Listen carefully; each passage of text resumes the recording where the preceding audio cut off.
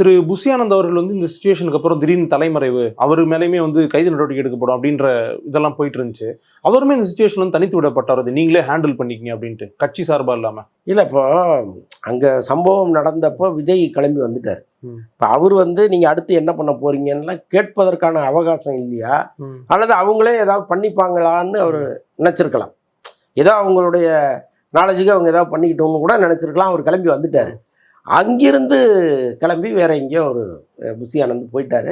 அதுக்கு என்ன காரணம்னா, கட்டாயமாக நம்ம மீது வழக்கு பதிவாங்கங்கிறது அவருக்கு தெரிஞ்சிருக்கு. ஏன்னா அவர் பாண்டிச்சேரியில் அரசியல் பண்ணவர், இது அங்கே தான் போய் நிற்குங்கிறது அவருக்கு தெரியும். ஸோ அதனால தான் அவர் இன்னும் சில முக்கியஸ்தர்கள்லாம் அங்கேருந்து கிளம்பி போகிறாங்க. ஆனால் இன்றைக்கி நான் வந்து ஒரு விஷயத்த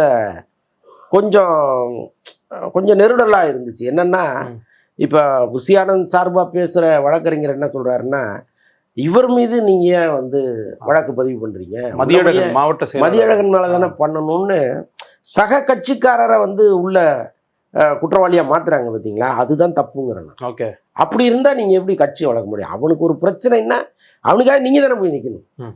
அப்போ நீங்கள் ஏன் மேலே பிரச்சனை இல்லை, நீங்கள் அவன் தானே தப்புன்னு சொல்கிறது இருக்குல்ல, அது வந்து ரொம்ப ஷாக்கிங்காக இருந்துச்சு. இப்போ நாளைக்கு மதியழகன் வெளியே வந்தாலும் அவர் மனசில் அந்த ஒரு எண்ணம் இருக்கும்ல, கட்டாயமாக இருக்கும் இல்லைங்க. அப்படி ஒருத்தர் போட்டு கொடுக்குறது அரசியல், அது செய்யக்கூடாது இல்லை.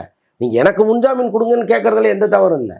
குற்றவாளி அவர் தானேன்னு சொல்கிறது இருக்குல்ல, அதுதான் இந்த கட்சி வந்து இன்னும் மெச்சூரிட்டி ஆகலைங்கிறதுக்கான மிகப்பெரிய உதாரணம் இதுதான்.